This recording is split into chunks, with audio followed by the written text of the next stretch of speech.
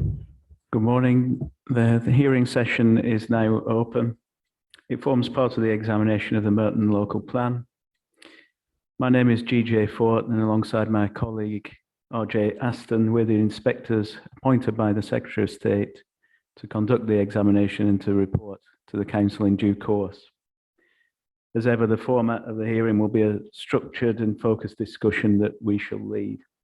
So before we progress any further, and for the benefit of people who'll be watching on the Zoom feed today, could I invite the representatives of the Council to introduce themselves, please? Tara Butler, Merton Council.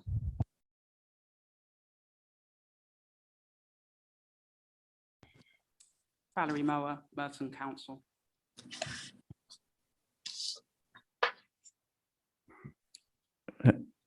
Mr. Lee. Good morning, Anthony Lee, BNP Paribas Real Estate, acting for the Council on Viability Matters. Thank you, Mr. Lee.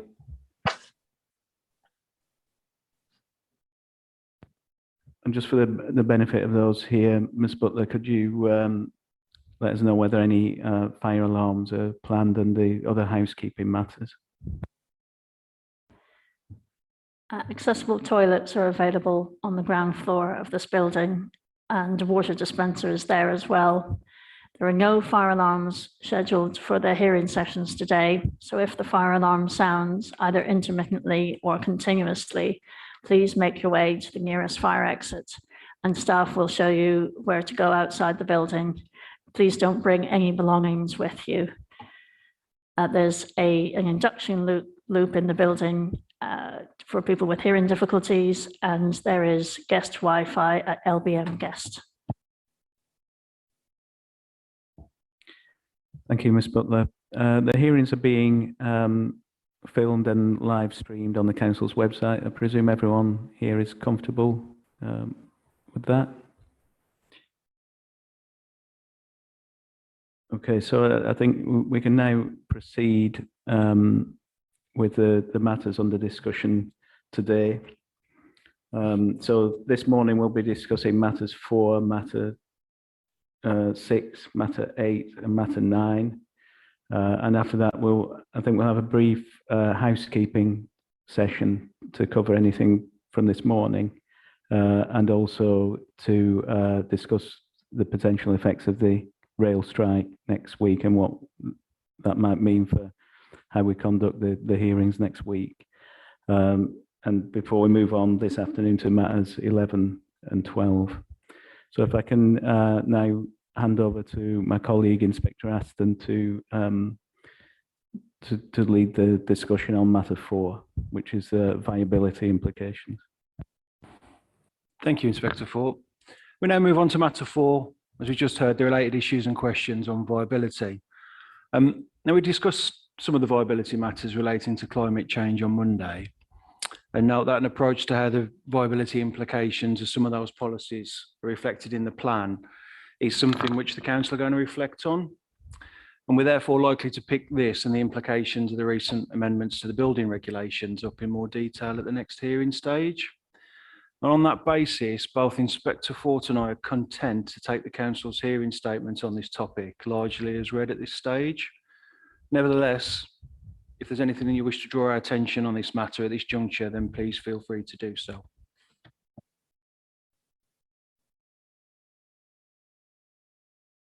Okay, in that case, then we now move on to matter 6. Inspector Fort.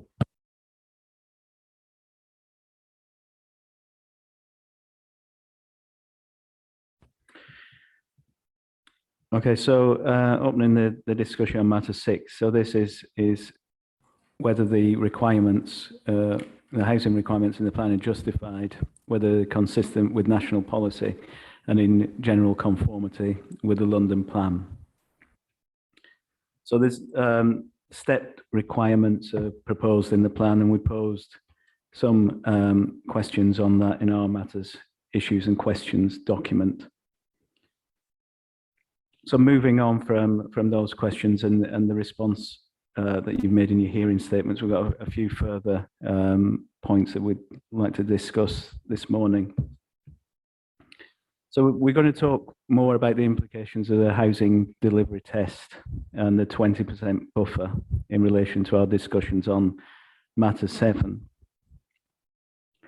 But how has responding to that requirement informed the step requirement proposed in your suggested main modifications?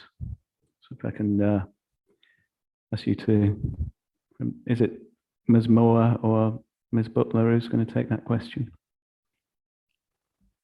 Sorry, Inspector, could you just repeat that last part? How has the... Yeah, so how has responding to the implications of the housing delivery test, and particularly the 20% buffer that's required by that, informed the stepped requirement proposed in the latest, the suggested main modification on the housing requirement?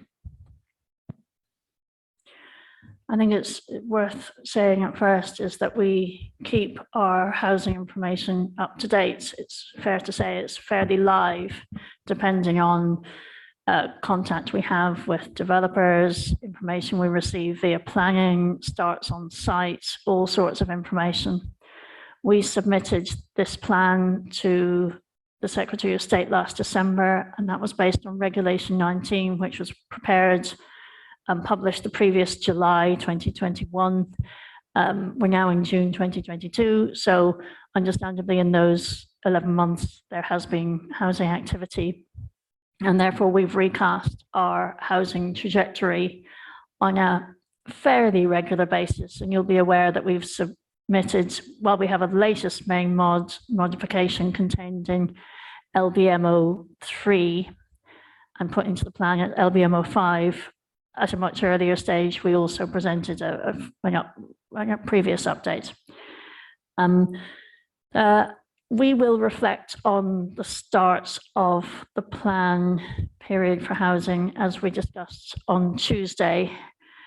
So we'd like to take the opportunity of considering the housing trajectory. I think it's also fair to say that because we're meeting again in October, regardless of that, we would recast the numbers with the latest information anyway. We have taken the latest housing delivery test 2022 into account, also for our 5-year supply in particular, to demonstrate that we can, with a stepped target, meet the necessary buffers. You will see that partly because of the development of some of our biggest sites, including the demolitions that arise from estate regeneration in the first 5 years, we believe that this strongly justifies a stepped approach to Merton's target. And that also takes into account past delivery and the housing delivery test 2022.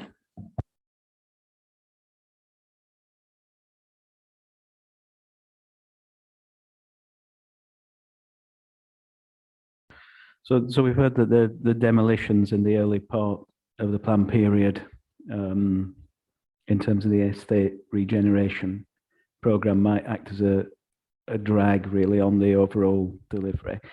But in terms of that, in the middle years of the plan, particularly, there's a quite a significant stepping up and a ramping up of delivering those years. So what other factors might have informed that aspect of the requirement, Ms. Butler? It's largely down to our profile of housing delivery and the contact on the relatively few big sites that Merton has in the plan and the development information on those. These include Benedict's Wharf, which has outline planning permission granted in March 2022, but considered first by them in 2020, I think, at Merton's Planning Committee and then by the Mayor of London.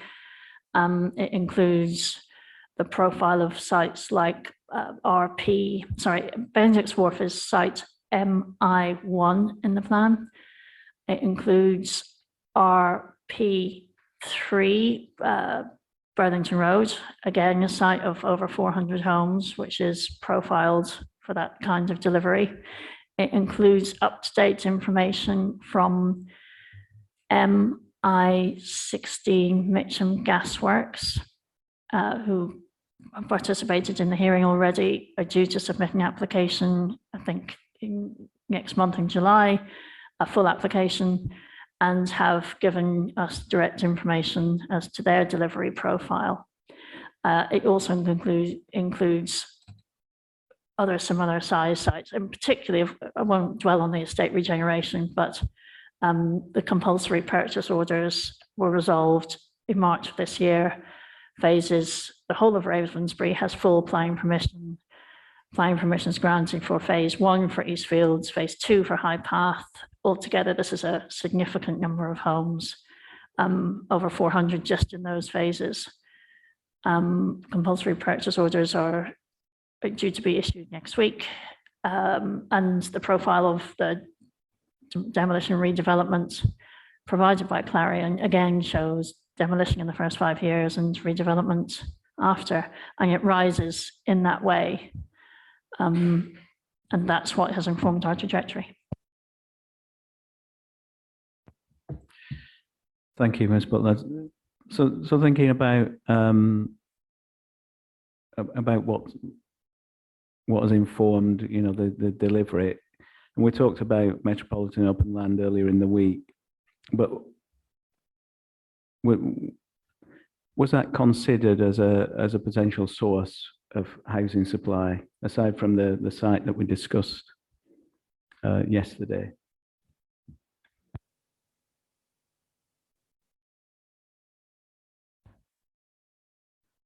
When reviewing our open spaces and metropolitan open land, one of the things that we always consider is housing supply, but metropolitan open land should only be released in exceptional circumstances. And while we've heard at the hearings that Merton has a substantial amount of metropolitan open land, it isn't the council's view that in general, the exceptional circumstances necessitate its release en masse in this local plan. And we heard at the hearings yesterday that although they are exceptional circumstances, we believe that the releases are relatively minor in nature, boundary changes rather than the release of a whole metropolitan open land site. So it was part of our considerations, but our conclusion is that this plan doesn't require the release of substantial metropolitan open land to meet the council's housing needs.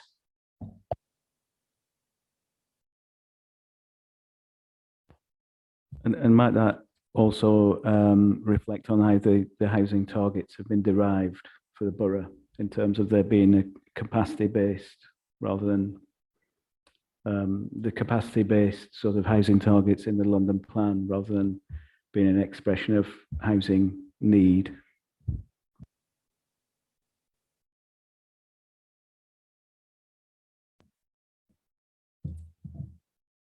Yes, it's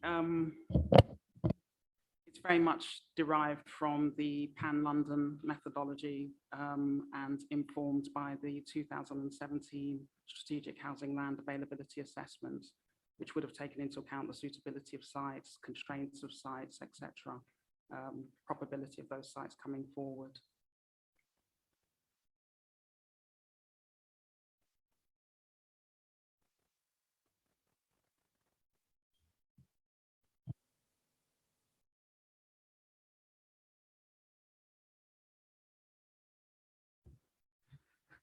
Thank you. So moving on to the questions we posed about the housing requirement for the latter years of the plan period. So there's a part of the plan period runs after the housing targets that are expressed in the London plan. So which SHLAR sites in particular have been taken into account in these regards? We know that that's informed the requirement for the later part of the period, but is there a kind of narrative of where that's been done?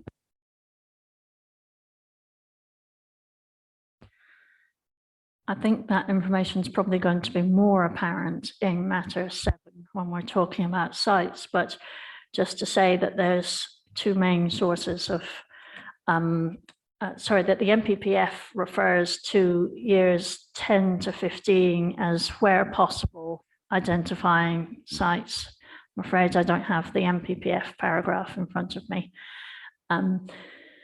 But the sites that we have been able to have a relative amount of certainty at that long time scale includes the estate regeneration, which is a 15-year program. It includes elements of Morden. It includes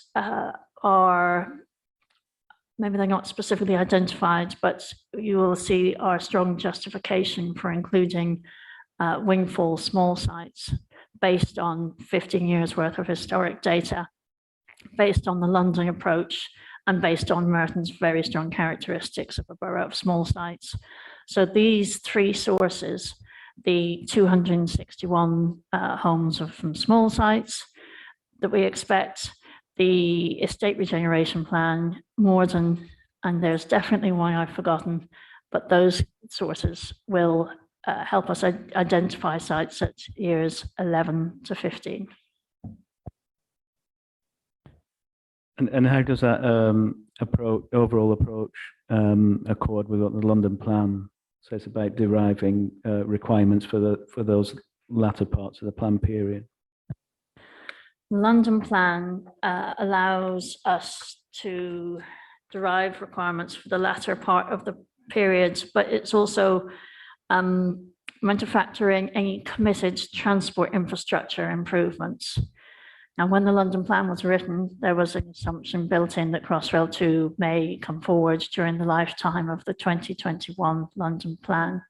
That's no longer apparent. That's no longer going to happen during the lifetime of the London plan or this local plan. So we've looked at other committed transport improvements. Now, Merton is very lucky because it's well served by public transport. We have two tube lines, train, tram, and many, many different bus routes. There aren't any major infrastructure projects that are committed that are likely to in themselves result in an uplift in housing capacity at that time. They will, of course, help facilitate easier travel, and they may have a minor effect, but of themselves, there's no major transport committed infrastructure that we're aware of at this time that's going to come into place with a certainty for deliverability in years 11 to 15.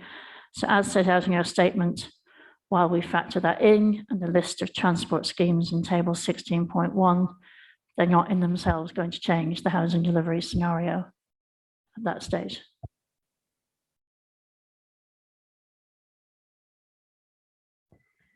Thank you, Ms. Butler.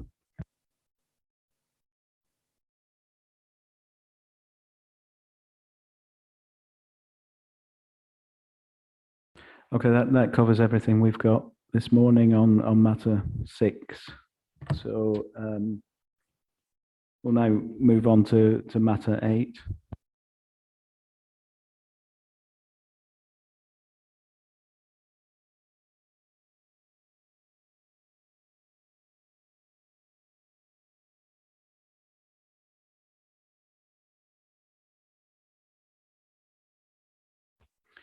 So the matter 8 is and related issues and questions on the housing mix. So this matter is about whether the size, type, and tenure of housing needed for different groups in the community has been assessed and reflected in planning policies. So looking at, firstly about our questions about affordable housing requirements relating to small sites. So we pose the question about the justification for that requirement and noted particularly the unambiguous wording of the framework on this issue included at paragraph 64 of the framework. So whilst we are happy to take the hearing statement and the evidence referred to largely as read at this stage on this particular point, we'd like to draw your attention to the small scale developers written ministerial statement of 2014, which, whilst predating the framework and having a slightly different threshold in terms of affordable housing requirements, is still an extant statement of national policy on these matters.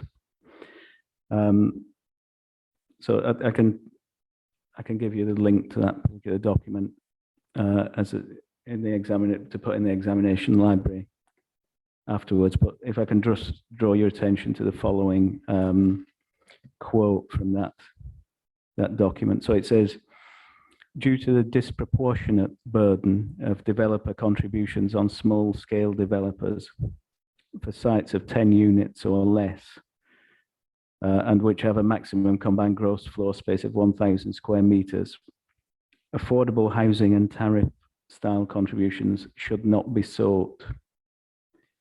So again, it's an unambiguous reflection of government policy there. But thinking about that quotation I've just read a bit further, do you draw anything from that in terms of the use of the phrase disproportionate burden?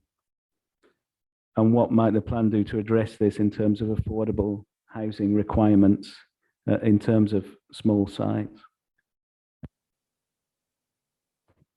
Thank you, Inspector. I think the inclusion of a contribution requirement, a cash in lieu contribution requirement for schemes of 2 to 9 homes is really a reflection of the council's aim to try and maximize provision without stymieing development costs, analysis of housing needs in the borough, demonstrate quite a significant and overwhelming need. In fact, that need outstrips the need for conventional housing. It's between 878 and 1,084 affordable homes per year. Now, whilst it would not be desirable to want to meet that need in full, because it would go against creating mixed and inclusive communities. I think there is a recognition that in this borough is characterized by small sites, fragmented ownership, and it would be set within the context of this fairly significant housing need, not to draw upon the opportunity that capturing a financial contribution from schemes below 10 units could provide. I think it's fair to say that with regards to the council's approach to affordable housing requirements regarding schemes of 2 to 9 units, there is that inbuilt flexibility within the supporting text of the local plan policy. It does say, subject to site circumstances, viability, etc. So I think it's about the council trying to seek a balance between addressing needs, but ensuring that in addressing those needs, it's not having an adverse impact on development viability.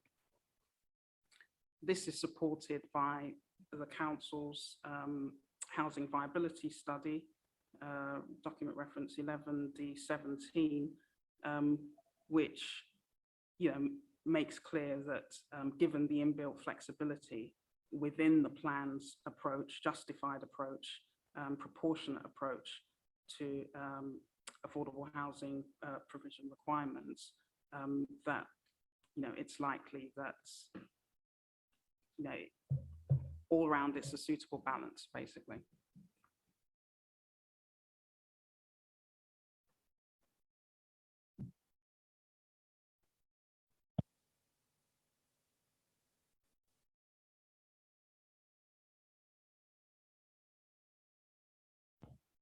So in those terms, the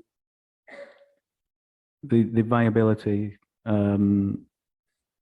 considerations at a planning application stage would help to ensure that it's not a disproportionate burden on development. Ms. Moore, is that a fair reflection of the policies is worded? Yes, it's a fair reflection of the approach of the plan. Yeah, so within supporting text, it makes it very clear that, you know, whilst the requirements are set out in the policy on an individual case-by-case basis, the council will take account of, you know, relevant elements such as site characteristics, viability, economics of provision, and so on.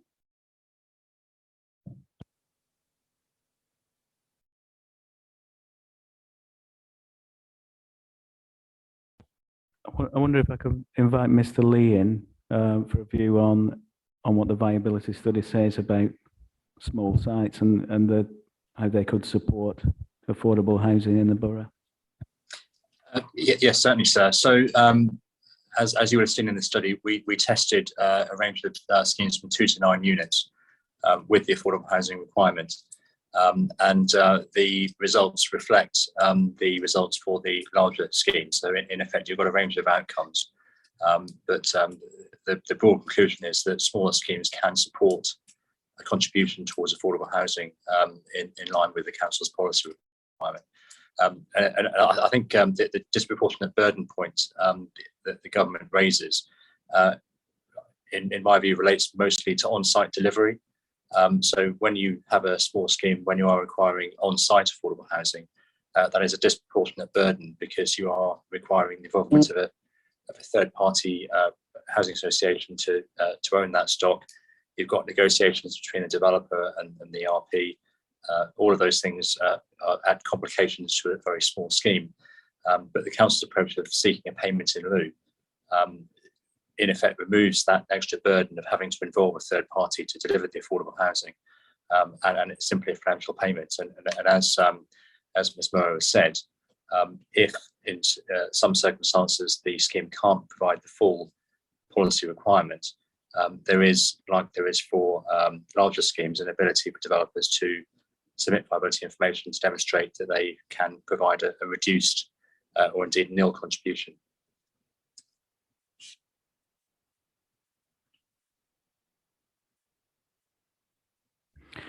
Thank you, Mr. Lee.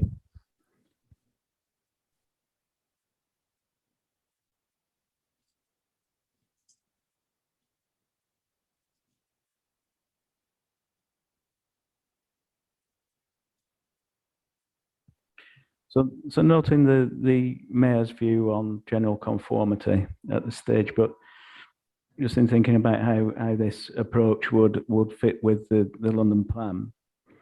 So what support is given by the London plan to the suggested approach to securing affordable housing contributions from small sites? And that's particularly footnote 50 of the London plan, I think you referred to in your hearing statement.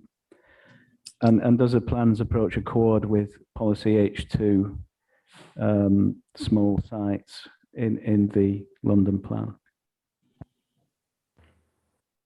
Yes. Draw attention to paragraph 8.6 of the council statement, which makes reference to the London Plan 2021 footnote.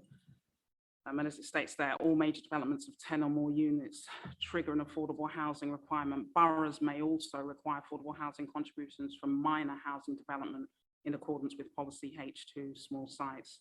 I think it's fair to say that there's been extensive dialogue and collaborative working between the council and the Mayor's office, and in terms of working up this policy and making sure that there is coherence with national policy, but also general conformity with the London plan. And the Mayor has confirmed that the policy is in, or the housing policies are in general conformity with the London plan, and has no objections basically on that point.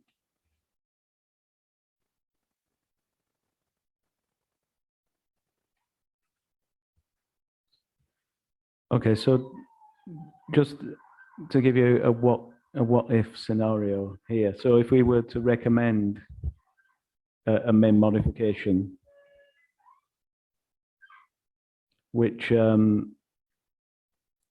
ensure conformity with national policy, we were to say this small sites policy would have to come out of the plan. So to what extent would the plan then make sufficient provision for affordable housing? So that's per paragraph 20A of the framework. And would the type and tenure of housing needed for different groups be reflected in planning policies? So that's paragraph 62 of the framework.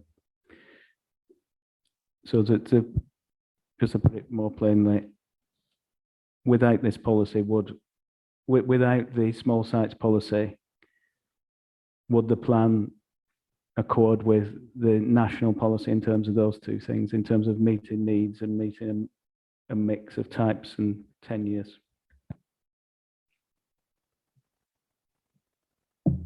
It would, but not effectively. This is an appropriate strategy. It takes account of the pattern of delivery and the predominance in terms of sourcing of sites in this borough, which are small sites. So it's the degree to which the fairly robustly evidenced housing needs would be addressed. I think, in short, it would be missing an opportunity to address that.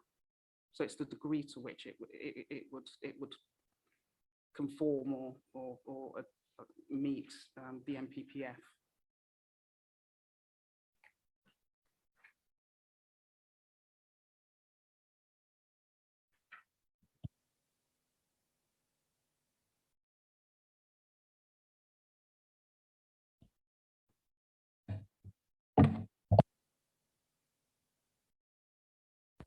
Could I just draw the inspector's attention to paragraph 8.10 of our statement, which summarises the point we keep making repeatedly from Merton's housing delivery study, where we've looked back in chunks over 15 years in total. And once again, it demonstrates that Merton is characterised by small sites. 97% of the applications we receive and planning approvals for new homes are on sites of less than 10 homes. That totals 62% of the homes built in Merton over that time. And looking forward in our trajectory, there's no evidence of large sites, land assembly and land ownership and housing values changing to lead us to believe that that will be any different in the next 15 years. So as Ms. Moa says, it would be extremely challenging if only 3% of the applications we're dealing with, totaling just over 40% of the homes, can make any contribution to affordable housing. And as Mr. Lee said, the study tested a range of scenarios, and the strategy we've put in the plan is the most appropriate. So there, as the study has tested other scenarios, the idea of changing the percentages of affordable housing to compensate for that is an option we've tested and rejected.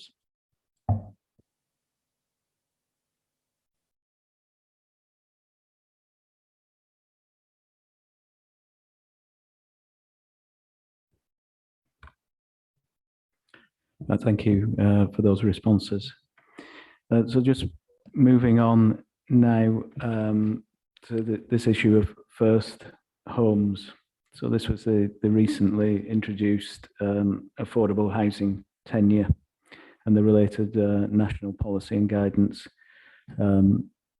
which introduced that particular national policy. So a number of modifications have been proposed in respect of first homes. It'd be helpful for us if you could summarize those and explain the justification for them, please.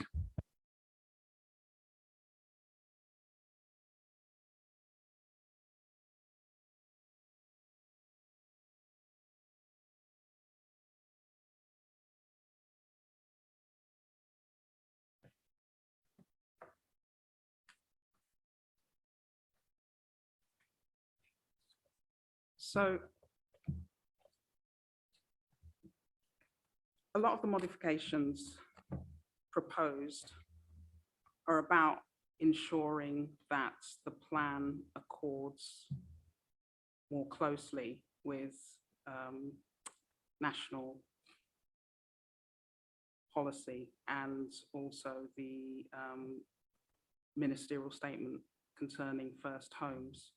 And it's really about sort of clarifying more clearly within the plan provision requirements concerning first homes. So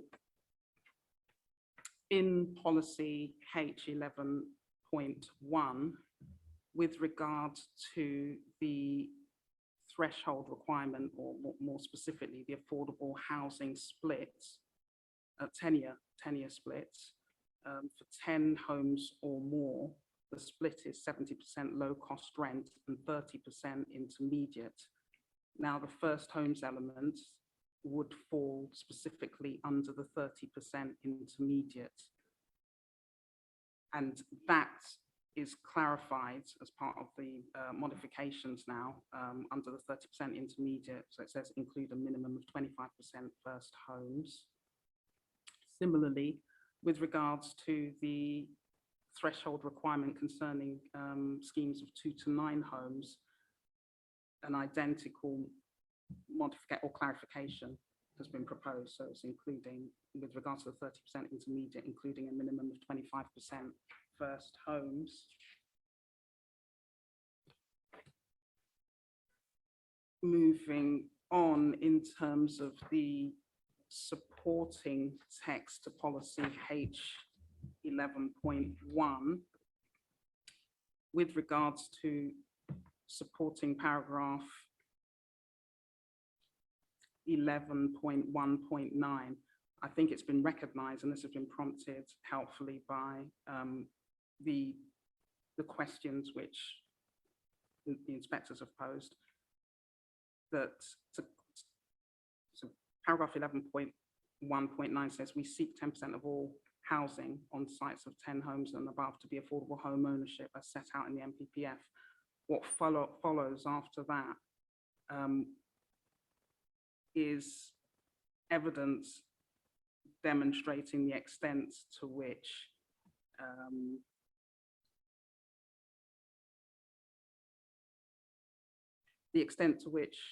the provision of affordable home ownership addresses needs locally in the borough, but in lieu of making sure that there is coherence between the plan and the MPPF and MPPG, written ministerial statement with regards to first homes, that element of supporting paragraph 11.1.9 has been deleted. Similarly, with regards to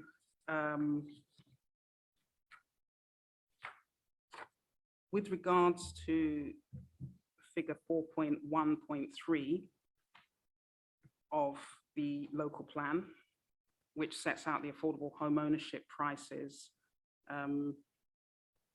by locality in the borough, and this is drawn from the Merton Strategic Housing Needs Study, document reference OD 17. It's recognized that with regards to the home ownership prices, affordable home ownership prices with regards to first homes, that needs to be clarified. So the new paragraph that's proposed as a modification states that first homes affordable home ownership prices will differ from those set out in the supporting, set out in figure 4.1.3. And it clarifies that first homes must be discounted by a minimum of 30%, and that with regards to affordable first homes ownership price, that it should be no higher than 420,000. Moving on, also, again, largely prompted by responding to the inspector's questions, with regards to supporting paragraph 11.1.14, which concentrates on first homes, there have been references added, specific references with regards to national policies and guidance about specific exceptions to the general requirements for first homes. And lastly, a new element to paragraph is included or is proposed as a modification concerning schemes where, or providing guidance with regards to where schemes where policy compliant provision of first homes does not result in 10%. Then it's proposed that the overall yield of the site being available for affordable home ownership and any shortfall in this respect would need to be made up from the rest of the intermediate contribution before other types of intermediate affordable housing would be considered. So those changes are aimed at clarifying and aligning the local plan and the local plan approach more closely with national planning policy and the written ministerial statement on first homes. Thank you, Ms. Moore. Ms. Moore, you mentioned a modification at 11.1.4 just now. Is that reflected in LBML5, the latest plan with modifications?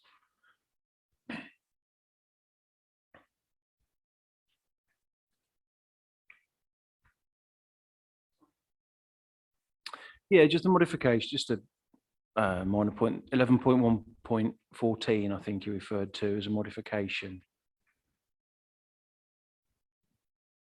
And is that just reflected in the latest version of the local plan incorporating the proposed modifications? It is. Doesn't appear to be. Sorry, Inspector, can I, as there are two changes to 11.1.14 as set out in our statements. So that's paragraph 8.37 of our statements and then paragraph below paragraph 8.38. Ms. Bull, you don't need to go any further. That's my error. Don't worry about that. Yeah, I have it. Thank you. We can move on.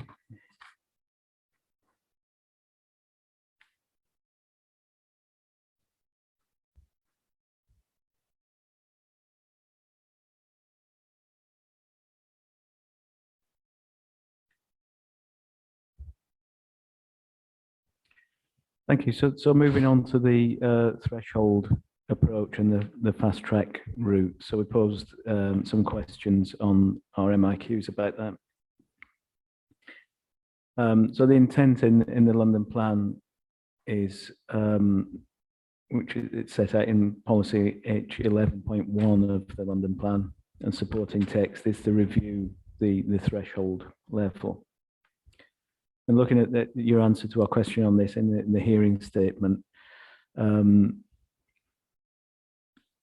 so the review is likely to form the basis of supplementary planning guidance to be read alongside the London plan and the adopted local plan. Is that a fair summary of the position?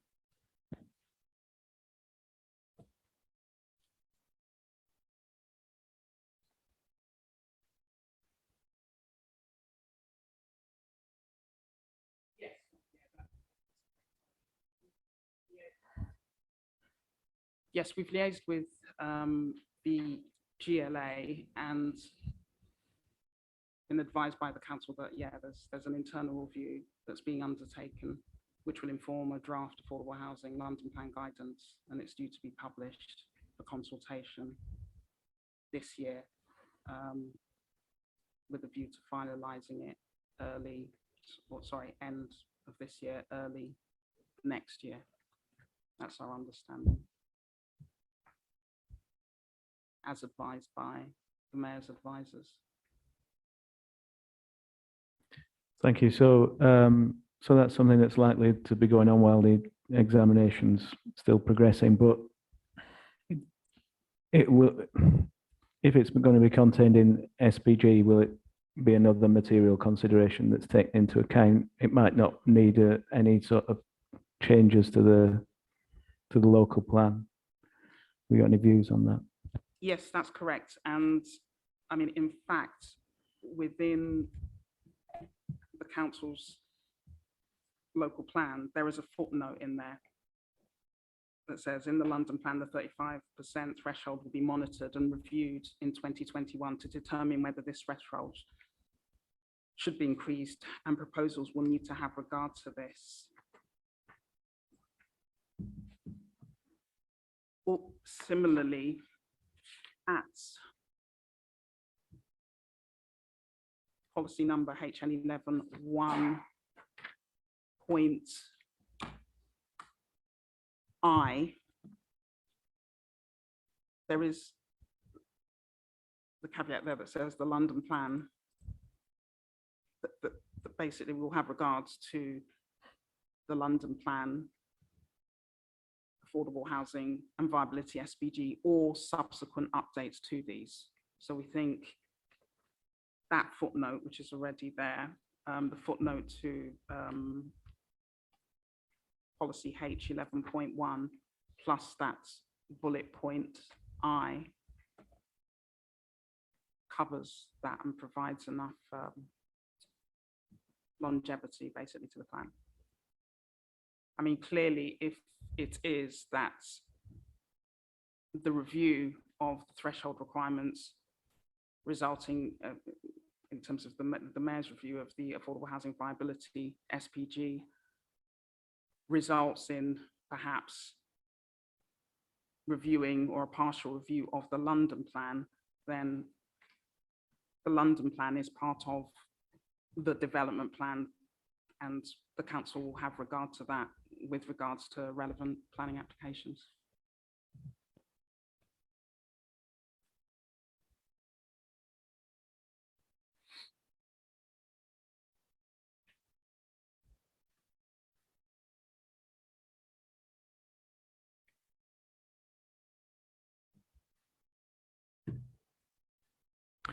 Thank you, Ms. Moore.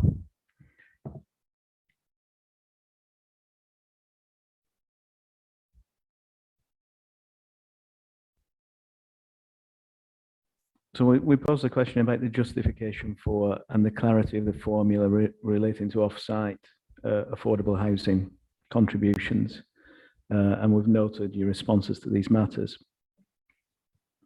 However, given that the changes that have been suggested to the wording of the formula would ensure clarity and thus the effectiveness of the plan in these regards, it is our view that it's a main modification rather than an additional modification. And if that could be added to the relevant schedule. Noted, Inspector.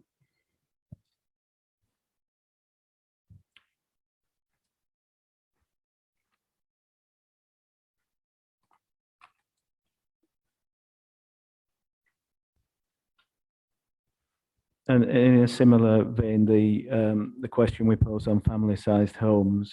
So this is in issue 2 of our MIQs. So there's a proposed change that would see an amended glossary definition of family-sized homes. So again, it's our view that it'd have a material effect on the policies of the plan or their interpretation. Again, by ensuring clarity and the effectiveness of the policies. So it's therefore our view that this amendment will constitute a main modification if taken forward, and should be added to the relevant schedule of main modifications. It might be sensible that any consequential modifications mentioned in paragraph 8.5.9 B and C are bound up in one overarching main modification in those regards. So in terms of the consistency of wording in terms of family-sized homes. So if you could pay some attention to that, please. Noted, Inspector.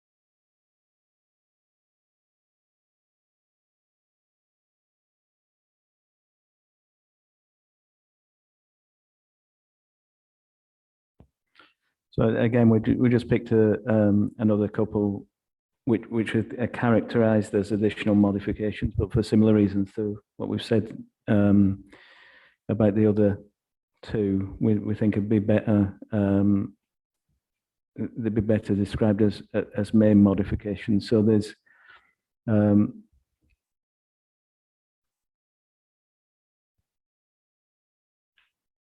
the change to policy H11.3, a change to the supporting text of that, which would, if implemented, secure clarity as to the tenures and development types the proposed size mix will be relevant to.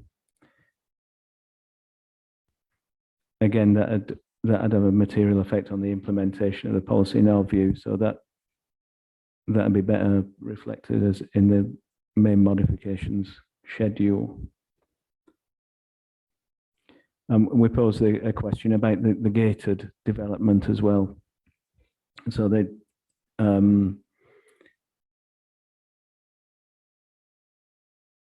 there's a proposal to delete that from the housing section. There's actually some policy further on in the plan in the design section, but as it was written, it kind of it would have had an effect. There was an intent behind it there, although it's picked up elsewhere in the plan. Again, I think to be on the safe side, I think that that should be a main modification as well.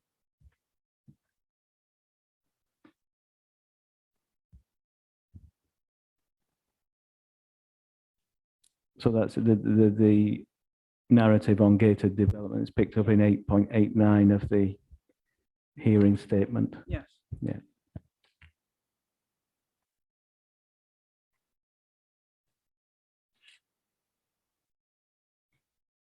So, Inspector, so just to be clear, in the additional modification schedule, the additional modifications which you're suggesting need to be main modifications are AM 1118, which refers to family-sized housing. So I'm working backwards. AM 11.18. Just so the council's clear and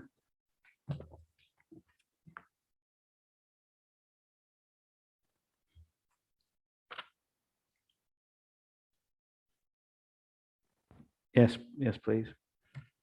AM 1117, which is the gated developments reference to be removed. AM 11.16, which is deletion of the mix element. AM 11.15.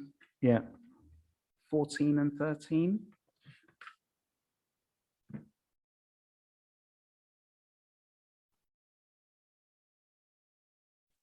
Yeah, 14 and 13.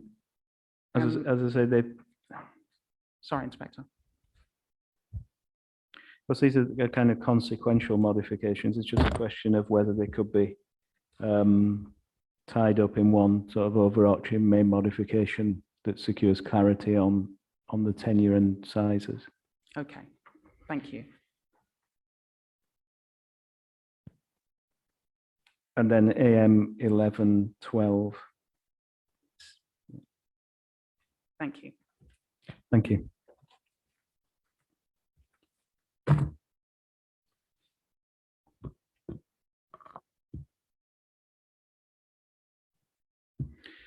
Okay, so moving on to the questions we pose about accessible and adaptable dwellings and the optional technical standards. So is this again one for Ms. Moore? If you could talk us through the suggested main modifications outlined in response to our questions on the optional building regulation standards on those accessible and adaptable dwellings, please.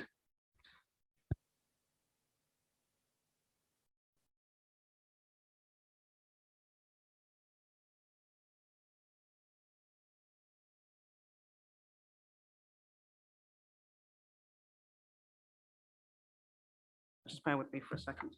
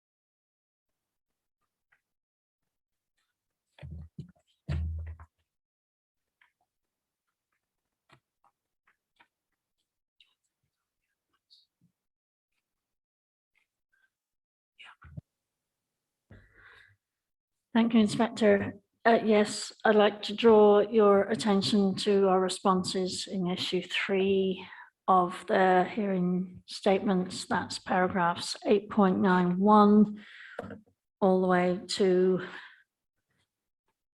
8.105, which covers the two matters across two questions. It really looks at the government guidance on housing optional test technical standards. It looks at the council's housing needs assessment 11D8 and strategic housing market assessment. It refers to the planning practice guidance, paragraph 7. There's a long reference, but it essentially says you need to justify if you're adding these standards to a plan. And it also refers to the London plan supporting paragraph 3.7.8 and London plan policy D7 accessible housing, which confirms that building regulation requirements M42, so that 90% of all new built housing is required to be accessible and adaptable. And in summary, we believe this is justified in Merton, not just because it's in general conformity with the London plan, but also our own local evidence base supports this approach. And we propose a main modification to after paragraph 11.1.38. So it's in the supporting text of policy H11.1 to clarify that the accessible and adaptable and wheelchair use dwellings should be secured by planning condition to allow the building control body to check compliance. Then secondly, on the next explanation, which is in paragraphs 800 to 8105 of our hearing statement, explains why we believe this is justified locally. It also refers to paragraph 3.7.6 of the London plan, which talks about some exceptional circumstances relating to buildings of 4 stories, blocks of 4 stories or less. And it proposes a main modification to our local plan below paragraph 11.1.38, which takes account of those exceptional circumstances. The main modification notes site-specific factors, viability issues, and it gives recourse to the flexible application in certain circumstances of accessible and adaptable and wheelchair housing, as detailed in planning practice guidance and as detailed in the London plan. Thank you. So that concludes our questions on matter 8. So we'll then move on to matter 9, which is travel accommodation. So I'll pass over to Inspector Aston to ask the questions on this one. Okay, so to open this discussion, Ms. Butler, did you want to give a general response, as usual, as to whether the accommodation needs of gypsies and travellers being assessed and reflected in the plan's policies? And would the plan be justified, effective and consistent with national policy in this respect? Did you have something you wanted to briefly say on that? Just to agree with the statement you just made, and it's noted in our own statements. Yeah, I thought I'd ask it like that to not necessarily repeat that, but we do have a few questions. Just to give us a bit of kind of recent context, could you give us a flavour of how many applications for G&T provision have been made over previous few years in the borough?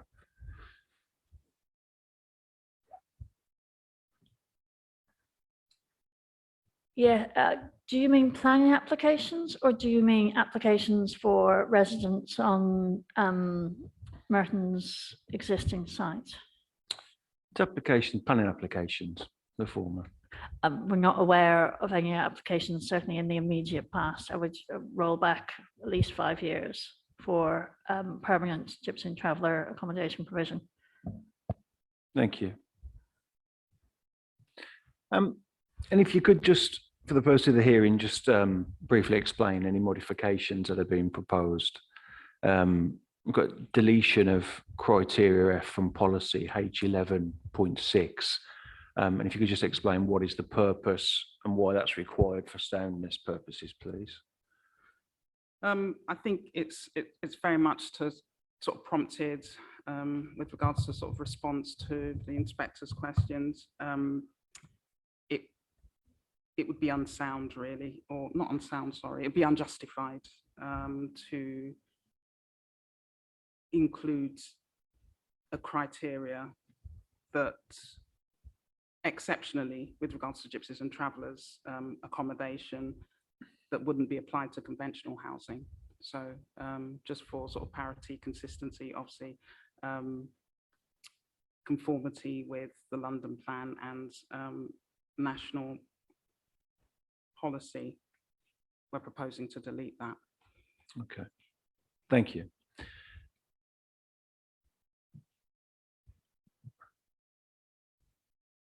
Just bear with me a second, please.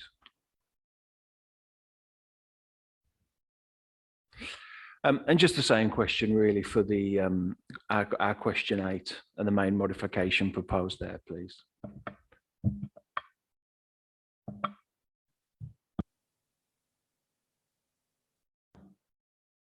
Yes, so for question 8, we're adding in, question 8 refers to appropriate on-site facilities beyond the provision of children's play facilities. So to clarify on that point, we are effectively replacing criteria F with a new criteria that proposes the provision of a high standard of amenity for future occupants of sites, particularly in terms of residential amenity, noise, etc. And cross-referring to other chapters of the plan that sort of cover these elements.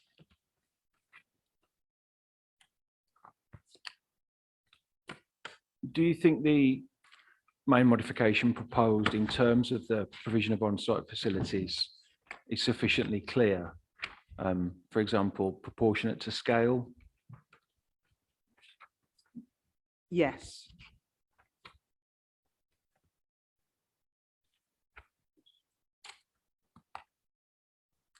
And what exactly is meant by the scale of the site? So what we're proposing here as an additional supporting paragraph is, we say here, the extent of provision of appropriate on-site facilities will be determined on a site-by-site basis proportionate to the scale of the proposed site.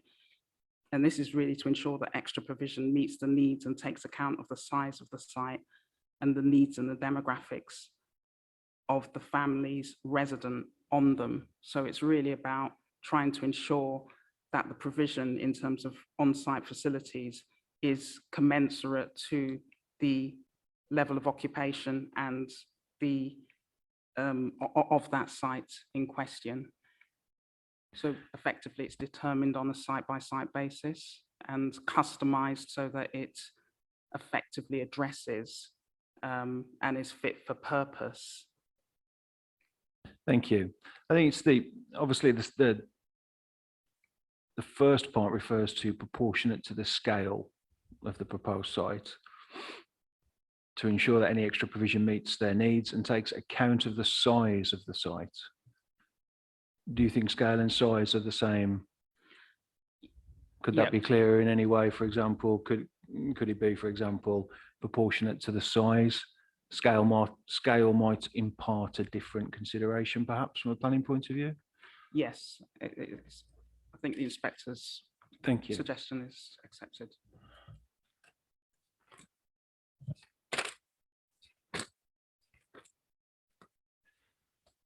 Sorry, just bear with me one moment. I don't have too much more.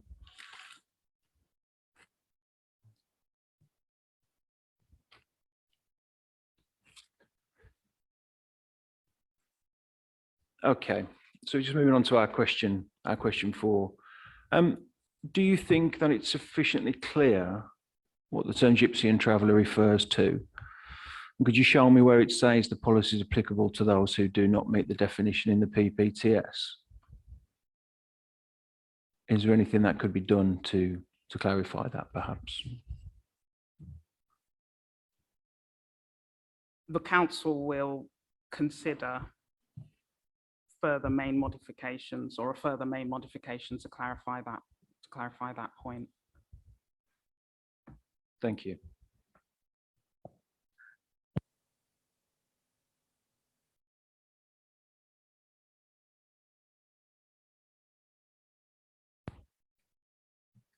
Just moving on to our question 5. The statement that the findings of the GTAA are no longer valid, is that justified? It's been found a need, albeit not a PPTS definition need. But do you think it would be more accurate to say that whilst the need has been identified, neither the PPTS or the London plan require specific allocations to be made to meet it? But that policy H11.6 would be applicable to any applications coming forward relating to the needs of non-PPTS travellers. And just in thinking about that, it's paragraph 62 of the framework, perhaps some consistency there, which talks about within this context, the size, type and tenure of housing needed for different groups in the community should be assessed and reflected in planning policies. Yes, that's accepted, Inspector. Policy 11.6 refers to all gypsies and travellers, irrespective of whether that definition aligns with the PPTS 2015. So yes, accepted. Okay. And just slightly moving on from that, are there any future implications from the GLA 2020 review, which I understand has that commenced? Yes, the GLA review has commenced, and in fact, they've procured the consultants, the same consultants who prepared Merton's gypsy and travellers accommodation assessment. So updates with regards to the results of that study will, the council will obviously have regard to that. And does that need to be picked up in monitoring, perhaps? Yes.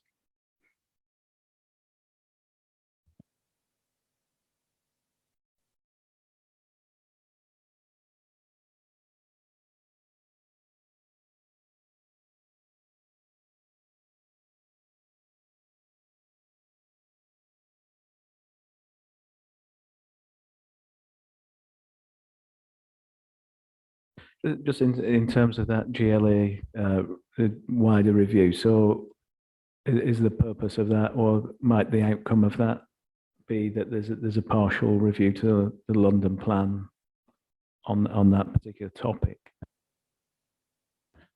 Yes. So it's likely that that study will result in setting out an apportionment in terms of pitch targets for the individual boroughs, and that will be enshrined in an update to the relevant policy in the London plan. And as the London plan is part of the council's development plan, the council will have regard to that appropriately.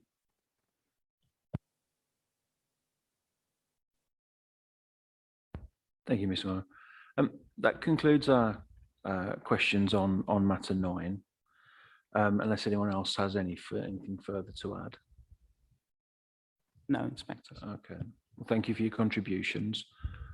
And this hearing session is now, well, actually, no, I can do housekeeping. Sorry, yeah, did forget.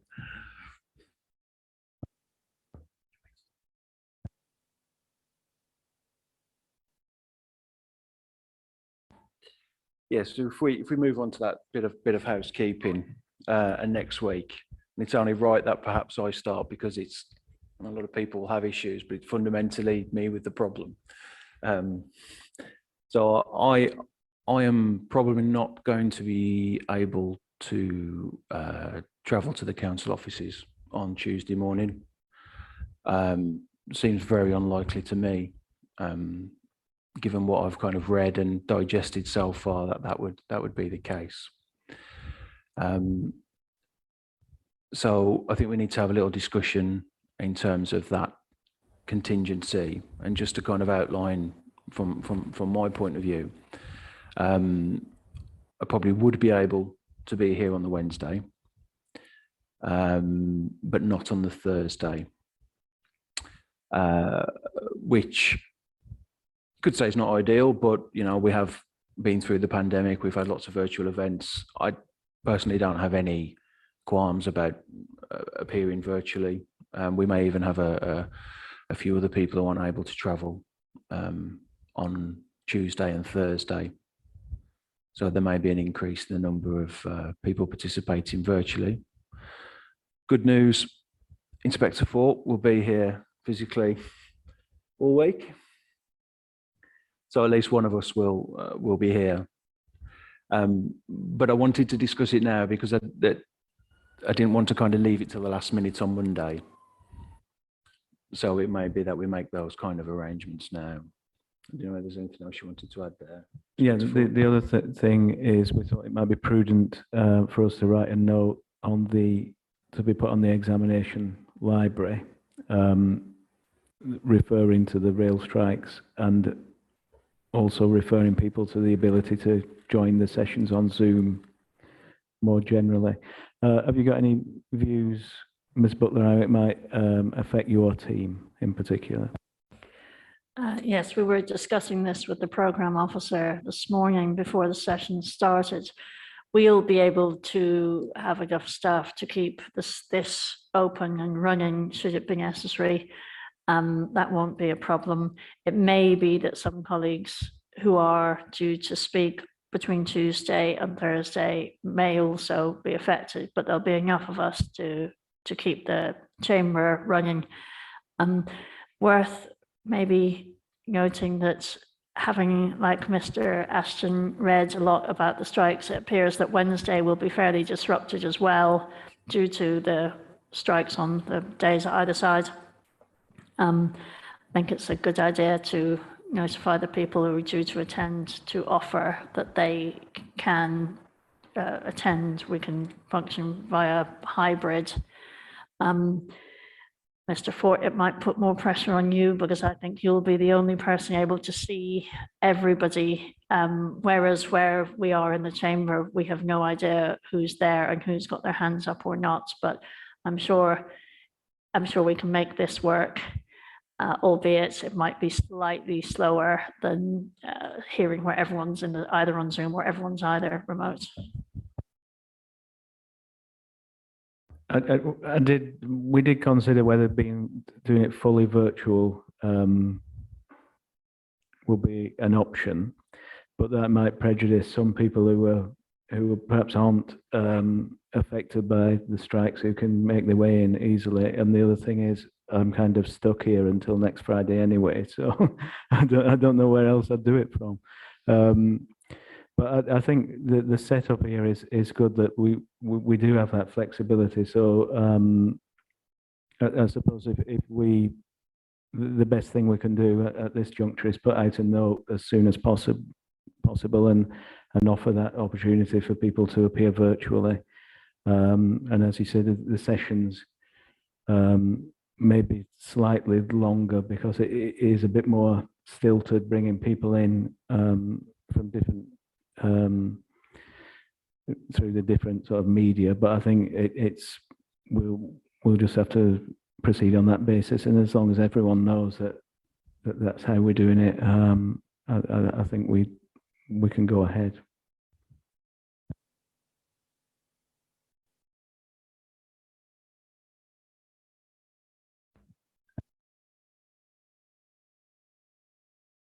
Okay, so that's everything we've got on train strikes at the minute. So if we just run through the action points we've had from this morning. Is this Mr. Van der Westerhuizen's? It's Mr. Warren today. Mr. Warren. Right. Okay, cool. I'll run through them. So Will it be the same standard, Mr. Warren? we'll soon find out. Okay, so matter 4, inspectors take the council's hearing statement as read, so no actions from that. Matter 6, reflect on the start of the plan period to reconsider the housing trajectory as the only action from that matter. Matter 8, it's actually an action for you, Inspector Fort, to send a link to a document, and I only caught the sentence you mentioned, which starts with due to disproportional burden on small-scale developers, and that's for us to add to the library. Yeah, that's the written ministerial statement. Perfect. Matter 8 again, to change the additional mods to be consolidated into one main mod, AM 11.18, 11.17, 11.16, 11.15, 14, 13, and 12. Matter 9, adjust wording of policy with regards to scale and size, so that language is more clear. Matter 9, definition of gypsy and travellers to be reviewed. Policy 11.6 refers to all gypsies and travellers, wording to be reviewed to be more consistent with the PPTS. I think that refers to the action above also. And the final matter on the final action for matter 9 is, I only caught that back end of this actually, it's to do with the GLA review, reviewing the GLA guidance, which is to come out and do with monitoring. But if you could provide some additional explanation on that, that would be good. And then the final action is miscellaneous, is to add a note onto the examination webpage to do with the Welsh Recs. Yeah, thank you, Mr. Warren. So the point on the GLA review on the gypsy and traveller accommodation was that it might be sensible to pick it up in the monitoring framework that's already part of a suggested main modification, just to ensure that we talked about the additional mods that needed to be changed to main modifications, and there was the one on gated developments and the one on the formula for calculating offsite contributions for affordable housing. So I don't have the references readily to hand, but I'm sure you can find them in the break. So anyway, that concludes our discussion on these matters this morning. Thank you for your contributions. We're back at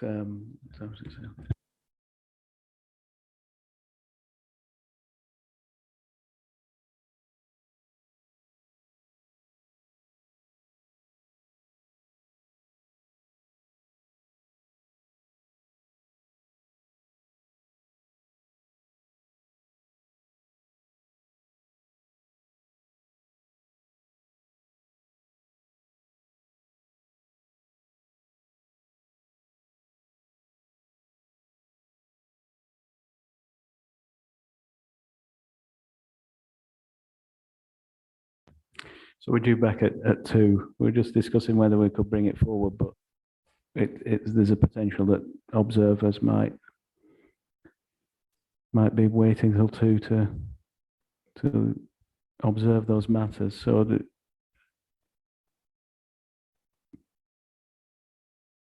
don't know whether we could put out a note, bring it slightly forward. I'm looking at Carmel. Any views on that from the council? Matter